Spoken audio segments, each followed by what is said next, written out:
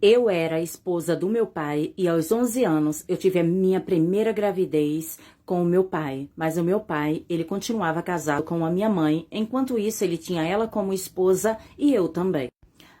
A minha mãe era usuário. Ela sumia, passava 3, 4 dias fora. Às vezes ela voltava para casa em uma situação constrangedora. O meu pai cuidava dela. Até que eu era a filha mais velha da minha mãe. Eu estava com 9 anos. Daí, quando a minha mãe sumia, o meu pai já sabia. Então, ele não registrava nenhum boletim, nada. Ele esperava, porque ele sabia que ela iria voltar para casa ou alguém entrava em contato com ele, falando: olha, eu vi tua esposa em tal lugar. E o meu pai ia buscar a minha mãe. A minha mãe já tinha sumido mais de 5 vezes. Mas a última que ela sumiu, ela não voltou mais. Passou uma semana, 2 semanas, e daí o meu pai não falava mais sobre ela, né? O meu pai começou a levar uma vida normal, e a gente perguntava: pai, cadê a mãe? Ele falava: depois ela volta, para de falar da tua mãe, a tua mãe tá vivendo a vida dela. Mas eu sabia como que era o relacionamento do meu pai com a minha mãe dentro de casa. Ele era super tóxico com a minha mãe, né? Quando a minha mãe era uma ótima mulher dentro de casa, o meu pai, ele fazia coisas que não devia, a minha mãe ficava doente dentro de casa. Completou um mês que a minha mãe tinha desaparecido, o meu pai automaticamente foi na escola, né, e falou que eu não poderia mais frequentar a escola e os meus irmãos também não. E daí ele explicou da maneira dele lá para a diretora da escola, né? E daí ficamos em casa. O meu pai começou a cuidar da gente, começou a ensinar a gente a fazer alguma coisa, fritar um ovo, fazer um miojo, limpar a casa do nosso jeito. O meu pai, ele trabalhava e a gente ficava em casa. Como não tinha ninguém para cuidar da gente, o meu pai, ele ensinava como que a gente tinha que fazer as coisas do nosso jeito. Ele nunca chegou assim para falar assim: ah, você tem que fazer bem feito. Não. Ele falava: olha, vocês têm que fazer que dê para vocês comerem e eu também. E se não der, eu compro alguma coisa pra gente comer. Até aí estava tudo bem. Depois de 3 meses que a minha mãe tinha desaparecido, meu pai já não queria mais que eu e os meus irmãos mencionassem o nome dela dentro de casa. Daí o meu pai chamou uma moça para ajudar em casa. Ela vinha uma vez por semana, que era para lavar roupa e fazer uma faxina mais pesada na casa. Mas ela não tinha contatos com a gente. Ela só chegava, fazia o trabalho e ia embora. E o meu pai efetuava o pagamento daquele trabalho que ela fez ali em casa. Essa moça só foi 4 vezes fazer a faxina na casa do meu pai.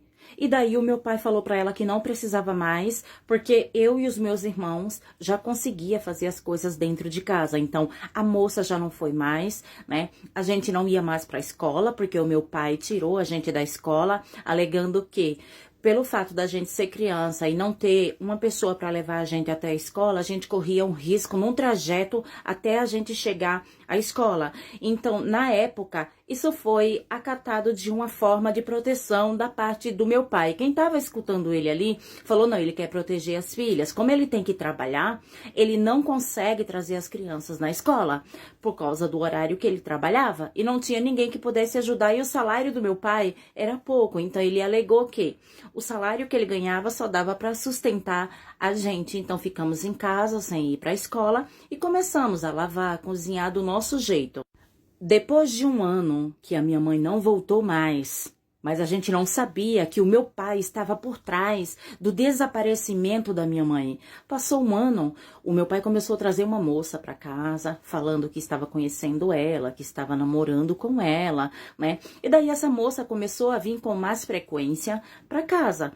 Daí tudo bem, a gente ia falar o quê, gente? Criança não pode falar nada. O que o pai decidir, o que a mãe decidir, tá bom. A criança, ela aceita tudo que os pais querem, porque a criança não tem como tomar decisões. Quando meu pai apresentou a namorada dele, assim, para que ela veio morar dentro de casa, ele falou: a partir de hoje, essa é a sua mãe. Eu falei: ela pode ser sua namorada, minha mãe não. Naquele momento, meu pai me deu um tapa que eu caí na frente da moça mesmo. E daí eu corri chorando para o quarto e fiquei lá quieta, fechei a porta do quarto e fiquei lá chorando. O segundo ano de convivência com o meu pai e a minha madrasta já estava terrível, porque eles começaram a brigar, começaram a discutir e o meu pai realmente começou a machucar ela. 60% do que o meu pai fazia com a minha mãe, ele começou a fazer com ela, começou a maltratar, entre outras coisas. E daí ela decidiu que não queria mais dormir no mesmo quarto que o meu pai. No momento que a minha madrasta não quis mais dormir no quarto com o meu pai pegou eu e colocou eu para dormir no quarto dele. Só que para mim era normal, é meu pai, eu posso dormir com o meu pai, né, na cama. E daí fui dormir com o meu pai. Isso aí virou uma rotina de todos os dias. De eu dormir no quarto com o meu pai e a minha madrasta dormir no outro quarto. Porém, eu via eles discutindo muito. A partir daquele momento, eu percebi que o meu pai estava me tratando de uma forma diferente, me abraçava de um jeito diferente. Até que na sexta-feira o meu pai chegou, ele tinha saído para tomar umas com os amigos, né? E daí ele falou, vai pro quarto, vamos dormir. E daí eu fui dormir. Gente, eu acho que eram umas 2, 3 horas da manhã. Quando eu percebi que ele estava passando a mão em mim, eu fiquei com medo, mas ele fez assim pra mim, eu fiquei quieta. Sim, gente, o pior aconteceu, isso mesmo que vocês estão pensando, tá?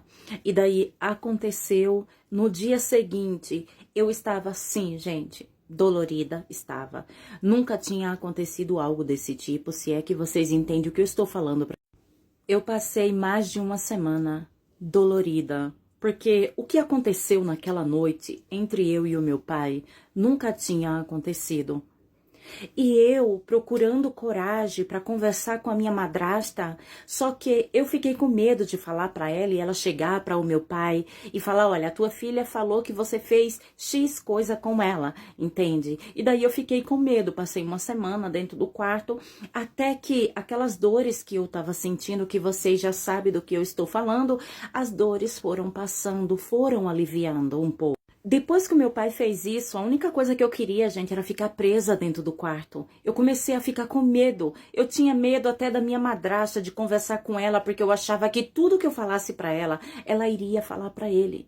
Claro que eu queria alguém para que eu pudesse pedir ajuda, pedir socorro, mas ali no sítio onde a gente morava, não tinha como eu pedir socorro ou ajuda. Pra vocês terem ideia, o meu pai, ele me tirou da escola, porque o trajeto do sítio aonde eu morava até a escola tinha que ter alguém para levar, porque a estrada era uma estrada muito esquisita, tinha cana de um lado e cana de outro. Se tornou um hábito do meu pai. Ele fazia esse tipo de trabalho, se é que vocês me entendem. Acontecia isso comigo, no máximo 3 vezes por semana. A primeira semana, quando aconteceu, o meu pai, ele deixou eu quieta no meu canto, mas depois ele começou e era umas 3 vezes por semana. Quando eu completei 11 anos, eu engravidei do meu pai. E a minha madrasta estava morando dentro de casa. E ela viu quando eu estava vomitando, eu sentia enjoo, vontade de vomitar. Até que eu chamei ela e eu falei para ela o que estava acontecendo. Ela falou que sabia o que estava acontecendo, mas ela não podia me ajudar. E ela mostrou as marcas que também tinha no corpo dela, em qual o meu pai tinha feito, né? E daí eu comecei a chorar e ela falou que ia embora, ia tentar trazer alguém para me ajudar. O momento mais difícil da minha vida foi quando eu vi que a minha madrasta, ela estava indo embora e que eu não ia ter mais ninguém ali, só eu e os meus irmãos. Só que eu vi uma discussão entre o meu pai e a minha madrasta, em qual ele falava palavras fortes para ela. Você vai, mas tome cuidado. O que você viu aqui, você deixa aqui. Nisso, essa mulher foi embora, sumiu. E nunca mais voltou. Nisso, a convivência ficou cada dia pior. Eu e o meu pai e os meus irmãos. A única que dormia no quarto com o meu pai era eu. Sim, gente, eu engravidei do meu pai. E quando eu completei os 9 meses, o meu pai trouxe uma parteira e fez o parto em casa. Por que que ele não me levou para uma maternidade? Porque ele teria que explicar como que uma criança de 11 anos engravidou sem ir para a escola, sem estar namorando. Então, ele levou uma parteira, fez o parto em casa e ele tinha um combinado com essa parteira em qual ela levou essa criança. Até hoje, eu procuro essa criança, mas eu não sei se é menino ou menina. Para vocês que moram no interior, vocês devem entender que naquela época Muitas mulheres tiveram filho através de parteira, a maternidade era muito longe, muitas pessoas não tinham condições de ir até a maternidade. E daí essa parteira levou essa criança, não sei se é menino ou menina, e daí eu fiquei ali, aquele processo de resguardo que eu não entendia nada, mas o meu pai era quem estava cuidando de mim, ele só falava pra mim que ia ficar tudo bem e que eu não podia contar nada pra ninguém. E os meus irmãos todos sabiam de tudo que estava acontecendo ali dentro de casa. Para vocês que estão vendo aí, gente, o que aconteceu do Felca, né? Ter mencionado muitos assuntos que estão acontecendo aí. Muitas vezes eu conto aqui e vocês não acreditam. Sim, gente, isso aconteceu comigo. Foi terrível, eu passei. Tem muitas pessoas que acham, é drama demais. Não, por quê? Eu passei e estou aqui falando para vocês. Tome muito cuidado, será que isso aconteceu na minha época ou hoje ainda continua acontecendo?